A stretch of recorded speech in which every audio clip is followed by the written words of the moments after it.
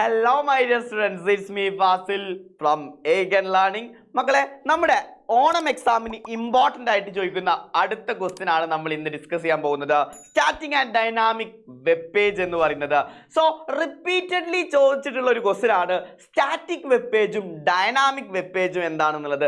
Simple ആയിട്ട് ഒരൊറ്റ വീഡിയോയിൽ നിങ്ങൾക്ക് എന്ത് ചെയ്യാം, ഈ ഒരു കോൺസെപ്റ്റ് ക്ലിയർ ആവാം. Static and dynamic web page ചോദിച്ചു കഴിഞ്ഞാൽ നിങ്ങൾ എഴുതേണ്ടത് സ്റ്റാറ്റിക് വെബ് പേജ് എന്ന് പറയുന്നത് ഓരോ തവണ നമ്മൾ ആ ഒരു വെബ്സൈറ്റ് നോക്കുന്ന സമയത്തും ആ വെബ്സൈറ്റ് എന്ന് പറഞ്ഞു കഴിഞ്ഞാൽ വെബ് പേജുകളാണല്ലോ അല്ലേ. സോ ആ വെബ്സൈറ്റിലുള്ള കണ്ടന്റ് സെയിം ആയിരിക്കും. ഏത് ഡിവൈസ് എടുത്ത് നോക്കിയാലും ഏത് ടൈമിൽ നമ്മൾ ഓപ്പൺ ചെയ്ത് നോക്കിയാലും ആദ്യത്തെ കണ്ടന്റ് സ്റ്റാറ്റിക് ആയിരിക്കും. അതാണ് സ്ഥിരമായിട്ടുള്ള ഫിക്സഡ് ആയിരിക്കും. അതാണ് സ്റ്റാറ്റിക് വെബ്സൈറ്റ് എന്ന് പറയുന്നത്. സോ ഈ സ്റ്റാറ്റിക് വെബ്സൈറ്റ് ക്രിയേറ്റ് ചെയ്യാൻ നമുക്ക് HTML പോലുള്ള HTML ആണ് പ്രധാനമായിട്ടും നമ്മൾ യൂസ് ചെയ്യുന്നത്. HTML യൂസ് ചെയ്തിട്ട് സിമ്പിൾ ആയിട്ടുള്ള വെബ്സൈറ്റ് ആണ് ഇത് നമ്മുടെ സ്റ്റാറ്റിക് വെബ്സൈറ്റ് എന്ന് പറയുന്നത്. സോ നമ്മുടെ സ്മോൾ ബിസിനസ് എന്ത് ചെയ്യാം, ബിസിനസ് ഒരു സംരംഭം ഉണ്ടെങ്കിൽ അതിനു വേണ്ടി നമുക്ക് എന്ത് ചെയ്യാം, ഒരു വെബ്സൈറ്റ് ക്രിയേറ്റ് ചെയ്യാം. അത് ഒരു സ്റ്റാറ്റിക് വെബ്സൈറ്റ് ആയിക്കോട്ടെ, ആയി നമുക്ക് യൂസ് ചെയ്യാം. അതുപോലെ തന്നെ നമുക്ക് നമ്മുടെ സ്കൂൾ മാനേജ്മെന്റ് സിസ്റ്റം എന്ന് പറഞ്ഞിട്ട് നമ്മൾ എന്ത് ചെയ്യുന്നു, ഒരു വെബ്സൈറ്റ് ഇൻട്രൊഡ്യൂസ് ചെയ്തു. അതും സ്മോൾ പർപ്പസ് ആണ്, അധികം ആളുകളൊന്നും വ്യൂ ചെയ്യാൻ സാധ്യതയില്ല.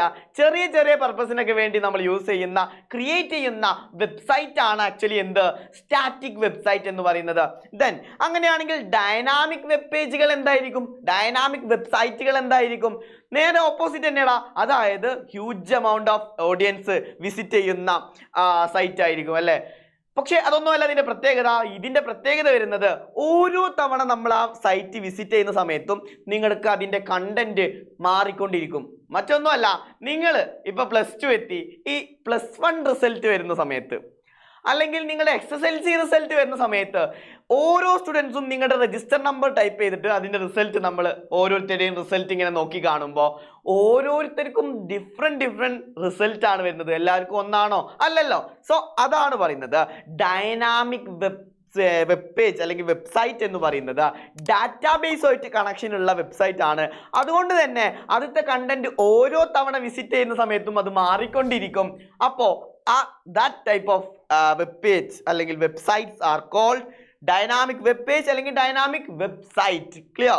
So this type of website we can create by using PHP, ASP, JSP പോലുള്ള പ്രോഗ്രാമിംഗ് ലാംഗ്വേജുകൾ യൂസ് ചെയ്തിട്ടാണ് നമ്മൾ എന്ത് ചെയ്യുന്നത്, ഡൈനാമിക് വെബ് പേജ് ഒക്കെ ക്രിയേറ്റ് ചെയ്യുന്നത്.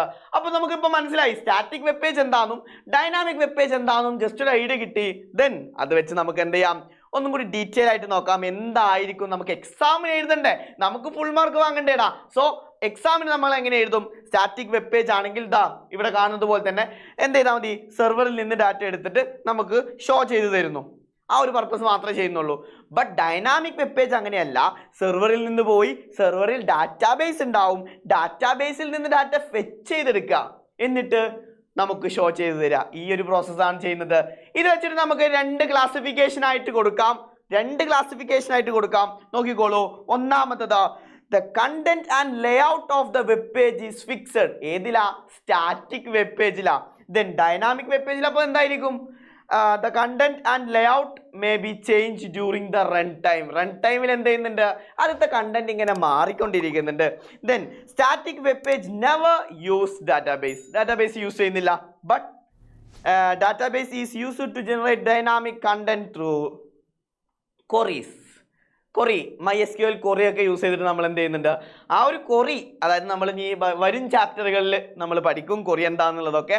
ആ queries യൂസ് ചെയ്തിട്ടാണ് എന്ത് ചെയ്യുന്നത്, ഡാറ്റാബേസിൽ നിന്ന് ഡാറ്റ ഫെച്ച് ചെയ്തൊക്കെ എടുക്കുന്നത്, അതിലേക്ക് ഡാറ്റ കൊടുക്കുന്നതും അതിലത്തെ ഓപ്പറേഷൻസ് നടത്തുന്നതും ഒക്കെ queries വെച്ചിട്ടാണ്. then static web page directly run on the web browser and do not require any server side application program. Server side application പ്രോഗ്രാമിൻ്റെ ഒന്നും ആവശ്യമില്ല. എന്തിന്? സ്റ്റാറ്റിക് വെബ് പേജിന്. അതുകൊണ്ട് തന്നെ അത് വെബ് ബ്രൗസർ വിൻഡോയിൽ തന്നെ എന്ത് ചെയ്യുന്നു, എക്സിക്യൂട്ട് ചെയ്യുന്നു. ബട്ട് ഡൈനാമിക് വെബ് പേജ് അങ്ങനെയല്ല. Dynamic web page run on server side application programme and display the result. അതായത് സെർവർ സൈഡ് ആപ്ലിക്കേഷനിലാണ് എന്ത് ചെയ്യുന്നത്, ആ ഒരു പ്രോസസ്സിങ് അവിടെ ഡൈനാമിക് വെബ് പേജിൽ നടക്കുന്നത്. എന്നിട്ടാണ് ഡാറ്റ ഒക്കെ നമുക്ക് തരുന്നത്. Okay. Then static web page easy to develop. HTML അറിയെങ്കിൽ നമുക്ക് എന്ത് ചെയ്യാം? HTML അറിയെങ്കിൽ ഇടാൻ മറന്നു അല്ലേ? HTML അറിയെങ്കിൽ നമുക്ക് സിമ്പിൾ സ്റ്റാറ്റിക് വെബ് പേജുകൾ ക്രിയേറ്റ് ചെയ്യാം. വളരെ സിമ്പിൾ ആണ് HTML യൂസ് ചെയ്തിട്ട് വെബ് പേജുകൾ ക്രിയേറ്റ് ചെയ്യാൻ.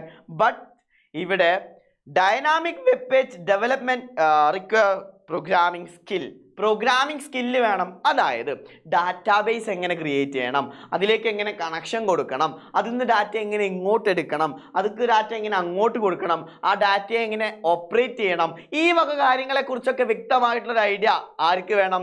ഈ ഡെവലപ്പേഴ്സിന് വേണം. So dynamic web page create ചെയ്യണമെങ്കിൽ കുറച്ച് പ്രോഗ്രാമിംഗ് സ്കില്ല് വേണം. അതുപോലെ PHP, JSP, അതുപോലെ തന്നെ നമ്മൾ നേരത്തെ പറഞ്ഞത് അവിടെ ASP, JSP ഒക്കെ യൂസ് ചെയ്തിട്ടാണ് എന്ത് ചെയ്യുന്നത്? നമ്മൾ പ്രോഗ്രാമിംഗ് ലാംഗ്വേജുകൾ മാത്രമല്ല ജാവയൊക്കെ ഉണ്ട് കേട്ടോ. സോ ഇങ്ങനത്തെ പ്രോഗ്രാമിംഗ് ലാംഗ്വേജുകൾ യൂസ് ചെയ്തിട്ടാണ് നമ്മൾ എന്ത് ചെയ്യുന്നത്? ഡൈനാമിക് വെബ് പേജ് ക്രിയേറ്റ് ചെയ്യുന്നത്. സോ മക്കളെ, ഇതാണ് വളരെ ഇമ്പോർട്ടൻ്റ് ആയിട്ടുള്ള ഒരു സെഷനാണ് static and dynamic web page എന്ന് പറയുന്നത്. കണ്ടിന്യൂസ്ലി റിപ്പീറ്റഡ് ആയിട്ട് ചോദിക്കുന്ന ഒരു ക്വസ്റ്റ്യൻ ആണ്. ഷുവർ ആയിട്ടും നിങ്ങളുടെ ഓണം എക്സാമിന് ഉണ്ടാവും. ദെൻ ഇതുപോലുള്ള ഇമ്പോർട്ടൻറ്റ് ചോദ്യങ്ങളൊക്കെ ആയിട്ട് നമുക്ക് ഇനിയും കാണണം. ലൈവുകളിലും നിങ്ങൾ എല്ലാവരും വരണം, നമുക്ക് അടിച്ച് പൊളിച്ച് പഠിക്കാം. അപ്പോൾ നെക്സ്റ്റ് വീഡിയോയിൽ കാണുന്നത് വരെ it's me Fasil from Egan learning. By.